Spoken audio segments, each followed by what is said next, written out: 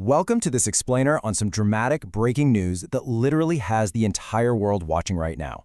After months of rapidly rising tensions, intense military threats, and honestly very real fears of a wider Middle East conflict, the United States and Iran might actually be on the brink of a major diplomatic agreement. I mean, this is a massive geopolitical shift. So today, we're going to break down exactly what's happening using the facts straight from the source.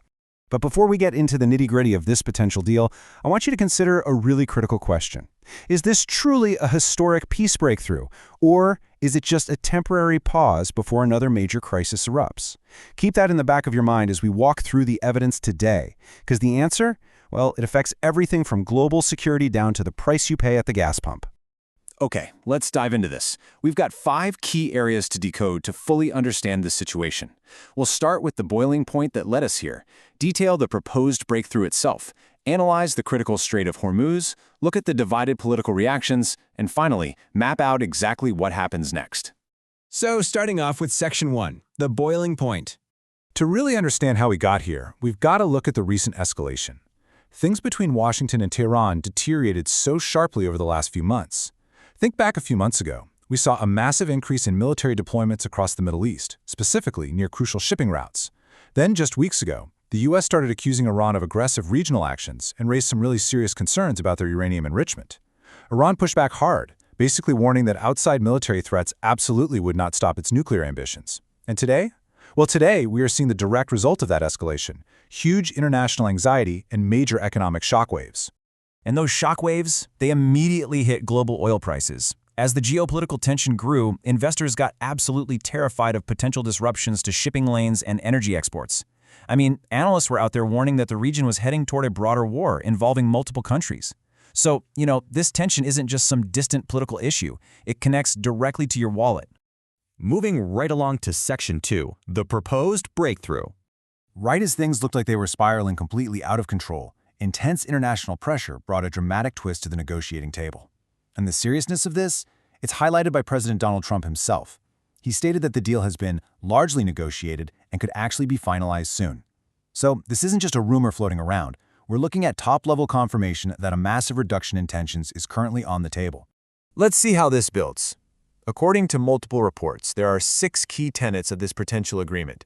First, a 60-day ceasefire extension just to cool things down. Next, reopening the highly contested Strait of Hormuz. It also includes easier Iranian oil exports and, in return, some U.S. sanctions relief. Finally, it outlines negotiations over Iran's nuclear program and possible limits on uranium enrichment. Also, it's really worth noting that regional mediators, we're talking countries like Pakistan and various Gulf nations, they are heavily involved in making this whole thing happen. Now, let's focus on that last point for a second. One of the absolute biggest reported developments in these talks is that Iran may agree to give up, or at least reduce, part of its highly enriched uranium stockpile, and that is a massive, long-term demand from the United States. Which brings us to Section 3, the Strait of Hormuz. Now, what's really interesting about this specific geographic choke point is why it matters so much globally, and why reopening it is so central to this entire agreement. It's because this narrow waterway handles a massive share of global oil shipments. It is essentially the main artery for international energy. If military tensions restrict traffic through the strait, it doesn't just affect the Middle East. The global oil supply gets choked off almost instantly. That's exactly why reopening the strait, without restrictions, is a foundational piece of this proposed breakthrough. So the crucial point here is this domino effect. It starts with restricted traffic in the strait, which immediately leads to higher gasoline prices for everyday consumers.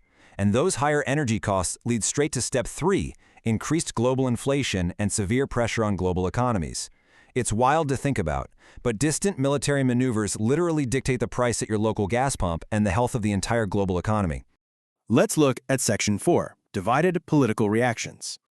Looking at the American political landscape, we are seeing a really sharp divide. On one hand, U.S. critics argue that the proposed deal is just way too soft on Iran. They maintain that Tehran should absolutely not receive any sanctions relief unless it makes major long-term concessions. But on the flip side, U.S. supporters argue that diplomacy is really the only realistic option available right now. They warn that the alternative, another war in the Middle East, would be extremely costly and entirely unpredictable.